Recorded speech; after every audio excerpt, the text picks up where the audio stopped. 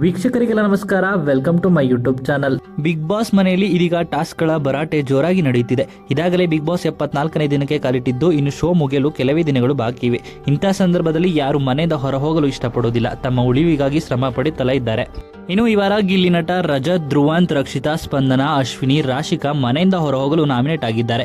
ಈ 7 ಮಂದಿ ಪೈಕಿ ಯಾರು ಹೊರ ಹೋಗ್ತಾರೆ ಅಂತ ಕಾದ್ ನೋಡ್ಬೇಕಾಗಿರುವಂತದ್ದು. ಇದಾಗಲೇ ಬಿಗ್ ಬಾಸ್ ಮನೆಯಲ್ಲಿ ಟಾಸ್ಕ್ ಸಂಬಂಧಪಟ್ಟಂತೆ 2 ಗುಂಪುಗಳನ್ನ ಮಾಡಲಾಗಿತ್ತು. ಒಂದು ರಜತ್ ಟೀಮ್ ಮತ್ತು ಅಶ್ವಿನಿ ಟೀಮ್ ಅಂತಾನೆ ಹೇಳ್ಬೋದು. ರಜತ್ ಅವರ ಗುಂಪಿನಲ್ಲಿ ಧನುಷ್, ಗಿಲ್ಲಿ, ಕಾವ್ಯ, ರಘು ಹಾಗೂ ಕಾವ್ಯ ಇದ್ದು, ಬಾಕಿ ಇರುವ ಸ್ಪರ್ಧಿಗಳು ಅಶ್ವಿನಿ ಗೌಡ ಅವರ ಗುಂಪಿನಲ್ಲಿ ಇದ್ರು.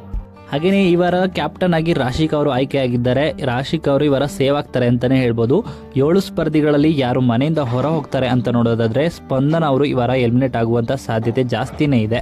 ಆದರೆ ಈ ವಾರದ ಬಿಗ್ ಬಾಸ್ ಎಲಿಮಿನೇಷನ್ ಅಲ್ಲಿ ಒಂದು ದೊಡ್ಡ ಟ್ವಿಸ್ಟ್ ಇದೆ ಅಂತಾನೂ ಹೇಳ್ಬೋದು. ಆ ಟ್ವಿಸ್ಟ್ ಏನಪ್ಪಾ ಅಂತ ನೋಡೋದಾದ್ರೆ ಈ ವಾರ ಬಿಗ್ ಬಾಸ್ ಮನೆಯಿಂದ ಯಾವುದೇ ರೀತಿಯ ಎಲಿಮಿನೇಷನ್ ಇಲ್ಲ ಅಂತಾನೆ ಹೇಳ್ಬೋದು.